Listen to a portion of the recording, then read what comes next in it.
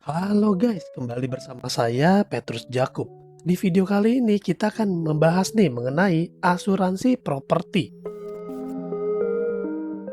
Sebelum masuk ke topik utama, kita pahami dulu bahwa ada kelas-kelasnya dalam asuransi properti ini. Kita sebutnya adalah kelas konstruksi berdasarkan bahan bangunannya. Nah, kelas konstruksi pertama adalah apabila dinding, lantai, dan semua komponen penunjang strukturalnya beserta penutup atap terbuat seluruhnya dan sepenuhnya dari bahan yang tidak mudah terbakar. Jadi ini adalah kelas konstruksi 1. Jendela dan atau pintu beserta kerangkanya, dinding partisi dan penutup lantai boleh diabaikan. Kelas konstruksi 2 adalah bangunan yang kriterianya sama seperti yang konstruksi 1 dengan kelonggaran penutup atap boleh terbuat dari sirap kayu keras. Dinding boleh mengandung bahan yang dapat terbakar sampai maksimum 20% dari luas dinding, serta lantai dan struktur penunjangnya boleh terbuat dari kayu. Kalau kelas konstruksi 3 ini adalah selain yang disebutkan di 1 dan 2, dan semua informasi yang disampaikan itu harus valid dan aktual. Definisi dari properti ini adalah harta benda, barang-barang, atau objek fisik lainnya. Yang termasuk properti adalah harta benda, barang-barang, atau objek fisik lainnya yang dapat mengalami kerugian,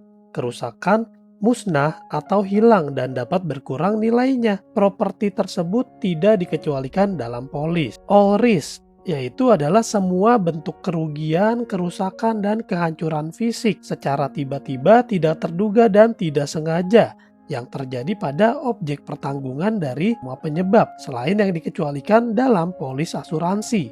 Sekarang kita bahas mengenai pengelompokan jaminan. Ada istilah Flexas, lalu TSFWD, RSM DCC, dan others. Flexas ini adalah singkatan dari Fire, Lightning, Explosion, Aircraft, Damage, and Smoke. Lalu ada juga Typhoon, Storm, Flood, and Water Damage. Dan juga Riot, Strike, Malicious Damage, and Civil Commotion. Dan juga others. Intinya resiko-resiko yang bisa merusak properti kita ini dimasukkan ke dalam pengelompokan jaminan. Property All Risk ini merupakan salah satu produk asuransi yang diatur sama OJK. Apa saja yang diatur? Yaitu tarifnya atau rate-nya. Untuk Flexas, TSFWD, dan ECVET, dan juga deductible yaitu resiko sendiri, dan juga ada batasan diskon dan komisi yang bisa diberikan tidak lebih dari 15%. Nah, pada dasarnya jaminan property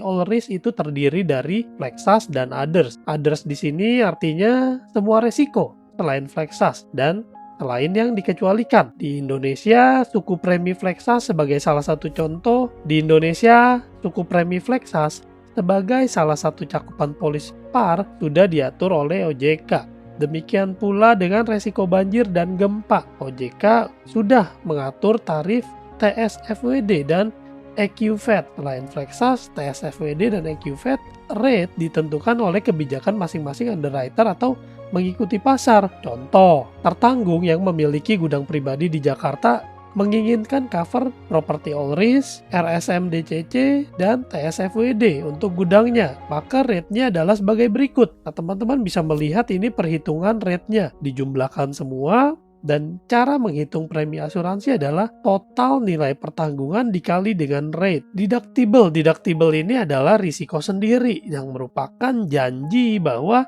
tertanggung tidak mengasuransikan jumlah risiko sendiri yang tercantum dalam ikhtisar atau jumlah biaya yang harus dibayar pemilik polis asuransi jika dia mengajukan klaim. Nah, contohnya adalah misalnya dalam ikhtisar polis tercatat sum insured adalah 5,5 M dan terjadi kebakaran dengan nilai kerugian 500 juta. Maka deductible-nya adalah 0,1% dari sum insured atau 5% dari loss. Mana yang lebih tinggi? Nah, perhitungan deductible pertama adalah 0,1% dari 5,5 miliar yaitu 5,5 juta. Deductible kedua 5% dari 500 juta yaitu 25 juta. Nah, nilai deductible yang tertinggi ini 25 juta ini lebih tinggi, makanya nilai ini menjadi nilai pengurang. Nah, nilai klaim yang dibayarkan oleh penanggung adalah 500 juta dikurang dengan deductible yaitu 475 juta. Pro rata average, jika nilai kerugian lebih besar dari nilai yang dipertanggungkan, maka penanggung akan membayar bagian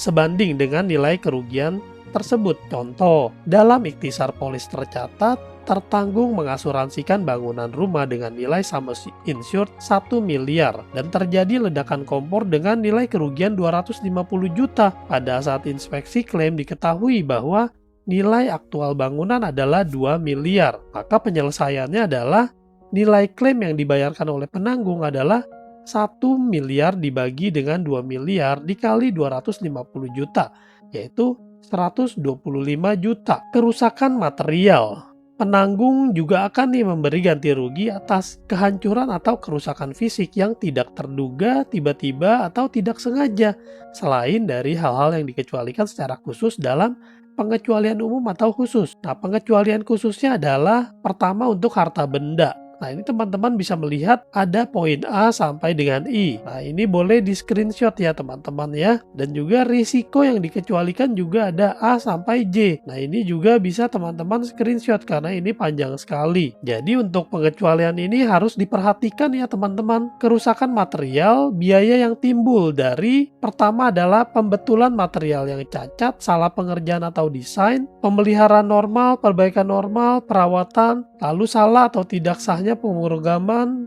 pelobangan, dan pelabelan. Nah, ini dikecualikan juga. Untuk kondisi khusus, ini akan dilihat berdasarkan dasar penyelesaian kerugian. Jadi kalau kita perhatikan di sini ada bangunan dan ada konten, mesin, stok. Di sini kita bisa melihat harga pertanggungannya berdasarkan nilai membangun kembali, nilai pasar, dan nilai produksi atau nilai jual. Tapi untuk dasar penyelesaian kerugian ini berdasarkan biaya perbaikan atau konstruksi kembali, biaya perbaikan atau ganti baru.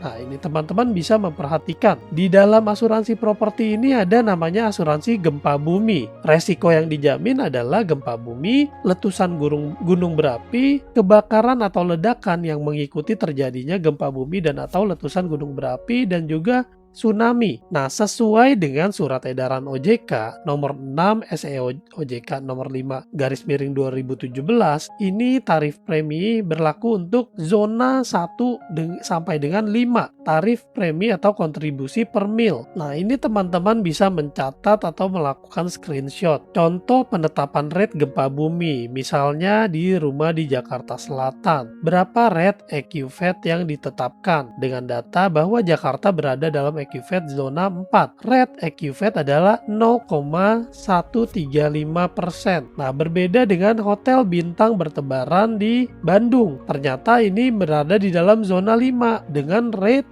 0,2. Nah, di sini kita bisa melihat rate-nya berbeda. Untuk asuransi gempa bumi pun juga ada deductible-nya, yaitu resiko sendiri. Kita bisa melihat berdasarkan single location dan single occupation, lalu single location multi occupation, dan multi location single occupation, serta multi location multi occupation. Nah, ini kita bisa melihat sum insured-nya dan deductible-nya. Jadi akan disesuaikan. Di sini saya juga akan melampirkan nih, yaitu surat edaran dari OJK nomor 6 tentang penetapan tarif premi atau kontribusi pada lini usaha asuransi harta benda dan asuransi kendaraan bermotor di tahun 2017.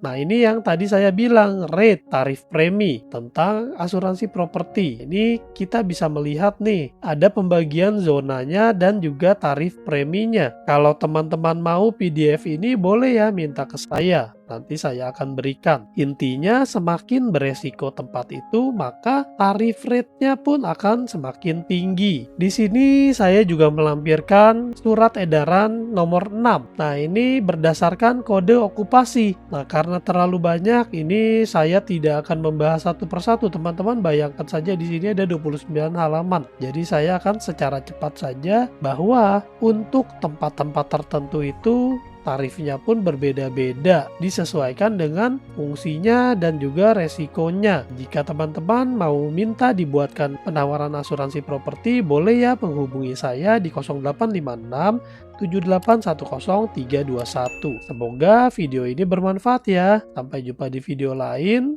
Saya Petrus Jakub. Tuhan memberkati.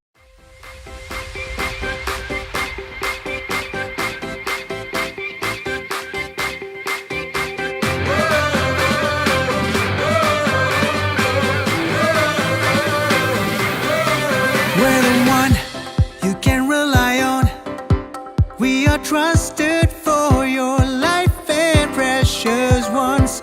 We are number one. We are one.